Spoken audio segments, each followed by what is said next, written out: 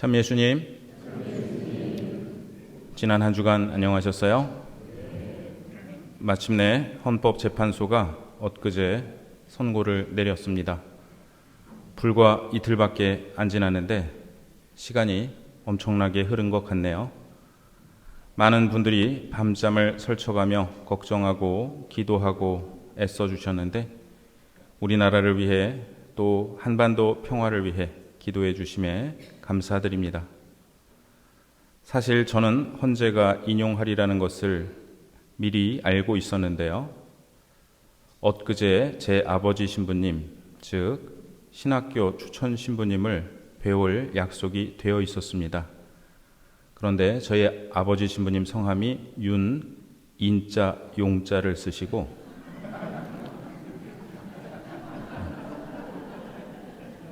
세례명은 바오로이십니다.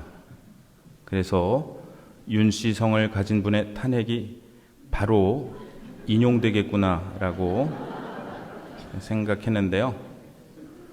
이 말씀은 아버지 신부님의 허락을 얻고 감히 신부님의 함자를 인용해서 드리는 말씀입니다.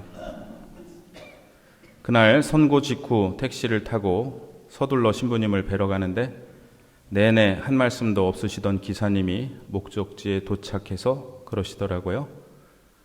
돈을 받지 않고 싶은데 받겠습니다. 무슨 뜻인지 이해하지 못하고 그러셔야죠 하고 내리려는데 기사님이 축하드립니다 그러시더라고요.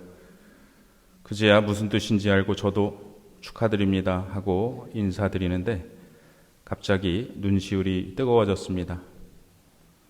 우리가 대통령 탄핵을 경험한 지 8년 만에 또다시 이런 일이 생겨서 역사가 발전하지 못하고 반복되고 있는 게 아닌가 하는 걱정의 목소리도 있는데요. 생각해보면 과거 군사 독재 시절에는 탄핵을 꿈도 꾸지 못했습니다. 그러다가 이렇게 민주적 절차로 국민을 위해 일하는 사람을 교체할 수 있다는 것이 우리나라 민주주의가 성장하고 있다는 증거이고 해외 여러 나라들이 부러워하듯 시민의식이 성숙해 있다는 지표가 아닌가 합니다. 교황청 정의, 평화, 평화에서 펴낸 간추린 사회교리는 다음과 같이 말합니다.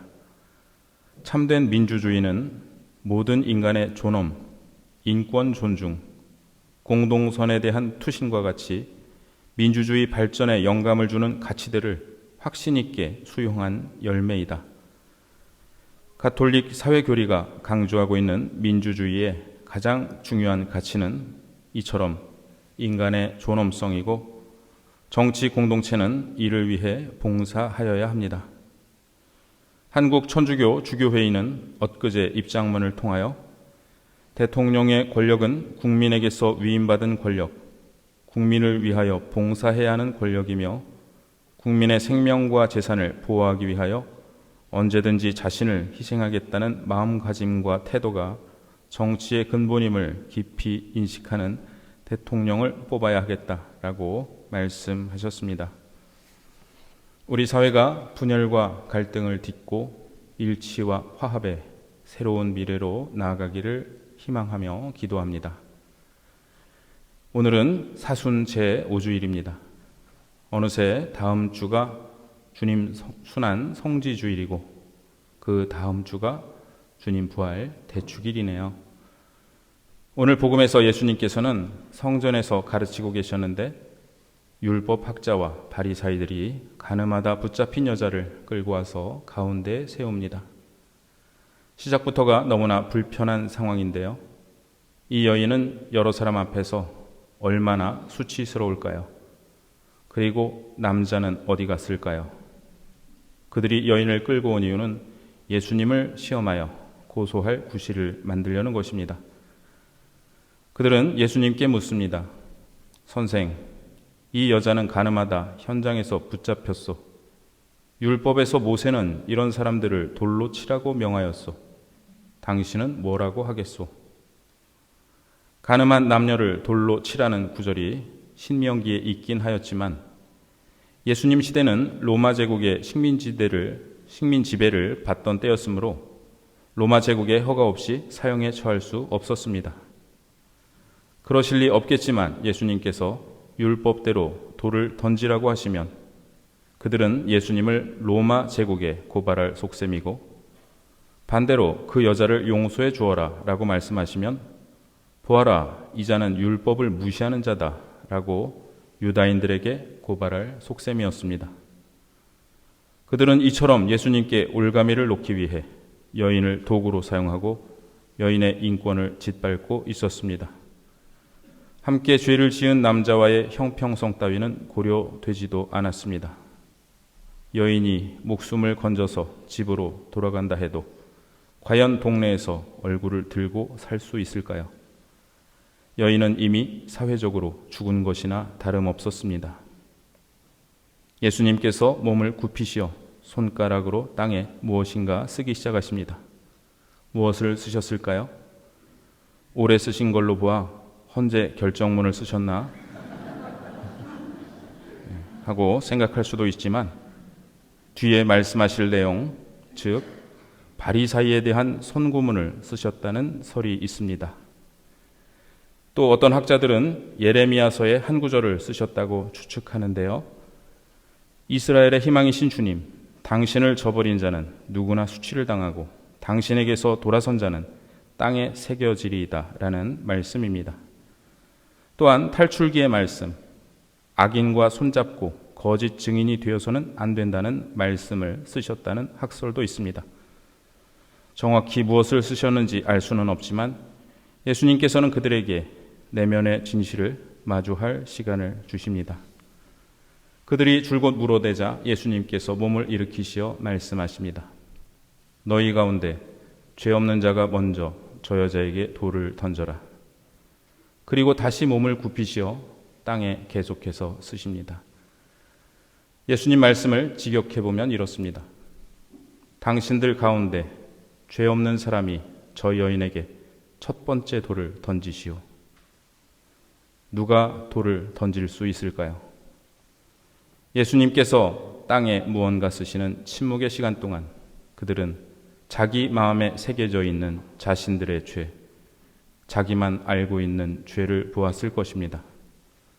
저 여인보다 나을 바 없는 자신의 과거를 남들이 모르고 있기에 의기양양하게 큰 소리치고 있지만 위선으로 애써 감추고 있는 자기의 본 모습을 대면했을 것입니다. 나이 많은 사람부터 하나씩 떠나가기 시작합니다. 예수님께서는 여인의 목숨을 구해주실 뿐만 아니라 여인에게 사회적 생명도 회복시켜 주십니다. 당신들 가운데 죄 없는 사람이 저 여인에게 첫 번째 돌을 던지시오. 이 말씀은 여인의 동네 사람들에게도 전해질 것이기 때문입니다. 모두 떠나가자 예수님은 물으십니다. 여인이여, 그들은 어디 있습니까? 당신을 단죄한 사람이 아무도 없습니까? 여인이 대답합니다. 아무도 단죄하지 않았습니다, 주님. 예수님께서 말씀하십니다. 나도 당신을 단죄하지 않습니다. 가십시오. 이제부터 죄짓지 마십시오. 마치 고해성사 후에 돌려보내시는 말씀처럼 느껴집니다. 이제부터 죄짓지 말라는 말씀은 또다시 죄를 지으면 큰일 난다는 경고의 말씀이라기보다 과거의 죄에서 벗어나 이제 참된 자유의 삶을 살아가라는 초대의 말씀으로 다가옵니다. 이 눈물나게 아름다운 장면을 아우구스티노 성인은 렐릭시트 순투 두오 미세라 엣 미세리코르디아 라는 말로 표현했습니다. 둘만 남았다. 비참한 여인과 자비 자체이신 분이라는 뜻입니다. 라틴어 미세르는 비참한 또는 불쌍한이라는 뜻인데요. 미세라는 이 단어의 여성형입니다. 한편 미세리코르디아는 여기에 마음을 뜻하는 코르디아가 붙은 말로서 자비라는 뜻입니다. 비참한 사람에게 마음이 향하는 것이 자비이기 때문입니다. 둘만 남았다. 미세라와 미세리코르디아. 이 말씀은 모두 돌아가고 여인과 예수님만 남아있는 장면을 묘사하면서 동시에 하느님 앞에 선 우리의 처지를 의미하기도 합니다. 우리는 자비 자체이신 분 앞에서 언제나 그분의 자비를 필요로 하는 존재로 서 있습니다. 오늘 제1독서의 말씀은 마치 예수님께서 여인에게 하신 말씀처럼 고해성사를 받은 우리에게 주님께서 하시는 말씀처럼 느껴집니다. 예전의 일들을 기억하지 말고 옛날의 일들을 생각하지 마라. 보라, 내가 새 일을 하려 한다. 이미 드러나고 있는데 너희는 그것을 알지 못하느냐. 정녕 나는 광야의 길을 내고 사막에 강을 내리라. 이어서 들짐승과 승냥이와 타조들도 나를 공경하리니 라는 말씀이 나오는데요. 이들은 슬퍼하며 애처롭게 운다고 생각되는 동물들이었습니다. 하느님께서는 죄를 용서받은 우리에게 더 이상 애처롭게 울지 말고 광야의 새로 난 길을 기쁘게 걸어가라고 말씀하십니다. 한편 제2독서는 용서받은 여인, 용서받은 우리가 하는 고백으로 다가옵니다. 그리스도 예수님께서 이미 나를 당신 것으로 차지하셨기 때문입니다. 나는 내 뒤에 있는 것을 잊어버리고 앞에 있는 것을 향하여 내달리고 있습니다. 이제 순환의 길을 향해 가시는 예수님은 여인에게 생명을 되돌려 주시고 우리에게도 참 생명을 주십니다. 더 이상 안전한 나라가 아니라면서 온 세계가 걱정할 정도로 벼랑 끝까지 갔던 우리나라를 당신 백성의 기도와 참여를 통해 되살려 주시고 다시 일어설 힘을 주십니다. 오늘 일독서의 말씀이 새로움의 길로 나가는 우리나라를 향해 하시는 말씀으로 여겨져 다시 되뇌어 봅니다. 보라, 내가 새 일을 하려 한다.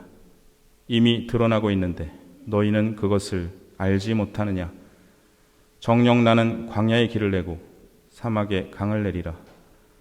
들짐승들과 승냥이와 타조들도 나를 공경하리니 내가 선택한 나의 백성에게 물을 마시게 하려고 광야에는 샘을 내고 사막에는 강을 내기 때문이다.